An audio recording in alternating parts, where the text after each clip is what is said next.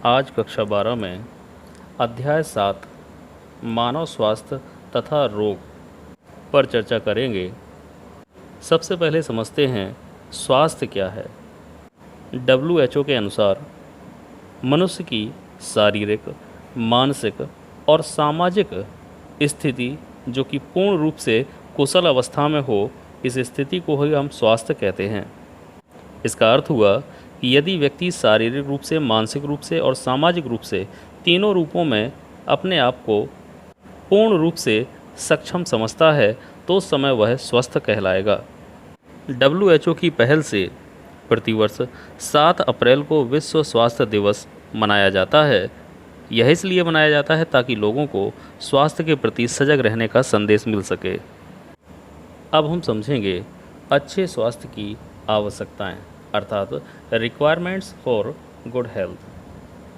तो अच्छे स्वास्थ्य को बनाए रखने के लिए हमें संतुलित आहार, नियमित व्यायाम, सामुदायिक या व्यक्तिगत स्वास्थ्य, अच्छा पर्यावरण, टीकाकरण, रोगवाहकों का नियंत्रण, अच्छी आदतें, उचित निद्रा, मनोरंजन, तनाव नियंत्रण तथा योगा की आवश्यकता होती है। अब समझेंगे रोग क्या है या रोग की स्थिति किसे कहते हैं। What is disease? हमारे शरीर के सामान्य कार्यों में बाधा उत्पन्न करने वाली स्थिति ही रोग की दशा या रोग कहलाती है। अथवा इसे इस प्रकार से भी कहा जा सकता है कि ऐसी दशा जिसमें शरीर के किसी अंग विशेष या किसी तंत्र या पूरा का पूरा शरीर ही प्रभावित हो जाता है और उसके कार्य में बाधा उत्पन्न होने लगती है, तो यह दशा रोग की दशा कहलाती है। रोगों को 2 मुख्य समूहों में बांटा गया है। पहला है जन्मजात या आनुवंशिक रोग और दूसरा है उपार्जित रोग। उपार्जित रोग की भी 2 श्रेणियां होती हैं, असंक्रामक रोग तथा संक्रामक रोग। तो सबसे पहले समझते हैं जन्मजात रोग या आनुवंशिक रोग। ये ऐसे रोग होते हैं जो पीढ़ी दर पीढ़ी वंशागत होते रहते हैं, अर्थात ये माता पिता से संतानों में पहुंचते रहते हैं, जैसे हीमोफीलिया, वर्णांधता, थैलेसीमिया, हंसियाकार रुधिराणु एनीमिया, रंजकहीनता आदि। अब समझेंगे उपार्जित रोग। ये रोग जन्म के बाद विभिन्न कारणों से उत्पन्न हो सकते हैं, अर्थात ये हमें माता पिता से प्राप्त नहीं होते हैं और ना ही इनका संबंध जीन से होता है। ये जन्म के बाद शिशु से लेकर वयस्क अवस्था तक कभी भी हो सकते हैं।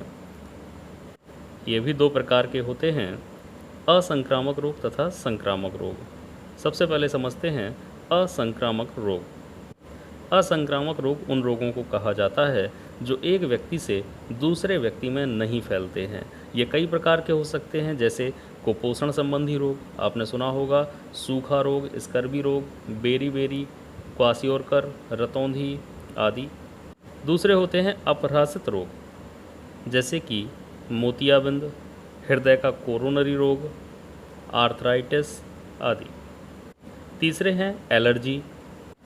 कुछ व्यक्तियों में धूल, परागकण, धुएं से या फिर विभिन्न धातुओं से एलर्जी हो जाती है।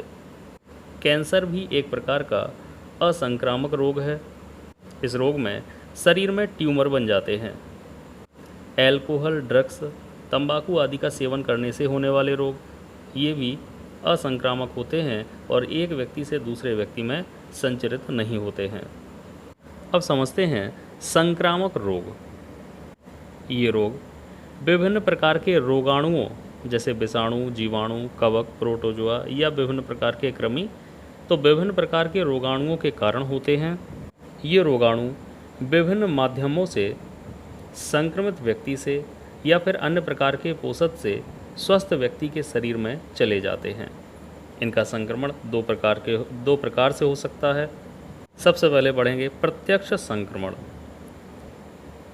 टीबी, न्यूमोनिया आदि ऐसे रोग हैं जिसमें रोगी के छींकने, खांसने, बात करते समय थूक के जो छोटे छोटे ड्रॉपलेट्स होते हैं, यदि ये स्वस्थ व्यक्ति में चले जाएं तो उसको ये रोग हो जाता है। तो सीधे ही प्रत्यक्ष रूप से ये संक्रमण हुआ।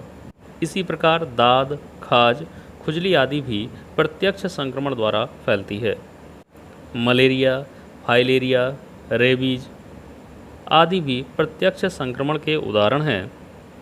हेपेटाइटिस बी तथा माता से प्लेसेंटा के द्वारा शिशु में जब एड्स हो जाता है तो यह भी प्रत्यक्ष संक्रमण को प्रदर्शित करता है। अब हम समझेंगे अप्रत्यक्ष संक्रमण। इस प्रकार के संक्रमण में एक मीडिएटर होता है, एक वाहक होता है जिसके द्वारा संक्रमित व्यक्ति से सामान्य व्यक्ति में रोगाणु पहुंचते हैं। कुछ रोग मक्खियों, मच्छरों, कुत्ते, बिल्ली, बंदर आदि के द्वारा एक व्यक्ति से दूसरे व्यक्ति में पहुंच जाते हैं। संक्रमित भोजन या संक्रमित जल को पीने से भी विभिन्न प्रकार के रोग जैसे टाइफाइड, हैजा आदि हो जाते हैं। ये अप्रत्यक्ष संक्रमण के उदाहरण हैं। संक्रमित वस्त्र, बर्तन, खिलौने, दरवाजे के हैंडल, नल, संक्रमित सुई आदि के द्वारा भी होने वाले सभी रोग अप्रत्यक्ष संक्रमण को प्रदर्शित करते हैं।